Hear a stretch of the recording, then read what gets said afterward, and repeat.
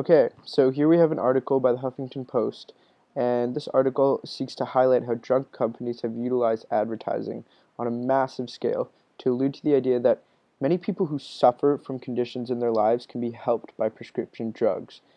when in actuality, the ads misrepresent the effectiveness of many of the drugs by using vague explanations and pharmaceutical jargon, and they do this in an effort to convince consumers that they need the drugs um, when in fact all of this is in an effort to create more profits for drug companies. Now, if we reload this page, we can see that right off the bat, when viewing this article, a video pops up, and this is of a pharmaceutical company ad um, with cutting clips of a famous movie called Clockwork Orange by Stanley Kubrick.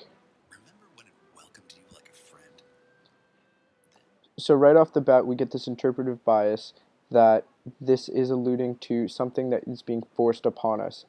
And so immediately we think that the advertising by pharmaceutical companies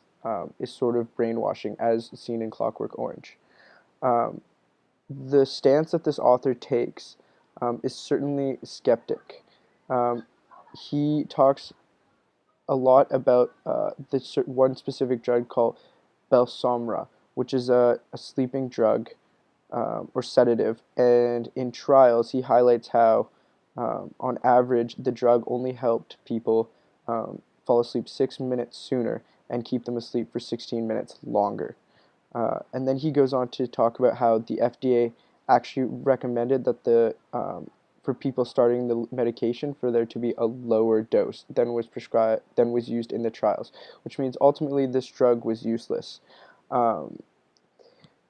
so as we move through the article, we find at the very end that he talks about how skeptical he is. But the important part about this article is he highlights especially how drug companies have used an insane amount of money. Um, Here he highlights that Belsomra used 90 or spent $96 million on advertising to promote their drug, and that's the main point of the article: is that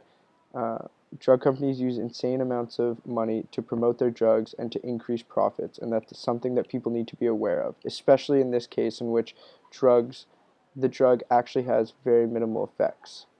Um, so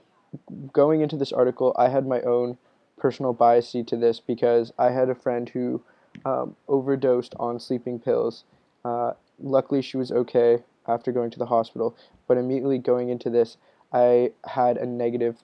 interpretive bias towards pharmaceutical companies, and so I took a stance that agreed with him heavily in his criticism of pharmaceutical companies for spending millions and millions of dollars. Um, Here we can see he says that spending on television drugs ads doubled from 310 to 664 million dollars. Um, and so, if you fact check these, we see other articles by the Huffington Post, as well as um, the Washington Post, that talk about how much money is being spent on advertising for drugs, as well as um, how many Americans are taking drugs. And so the facts of this article are true, even though it takes a strong stance against the use of this specific pharmaceutical drug.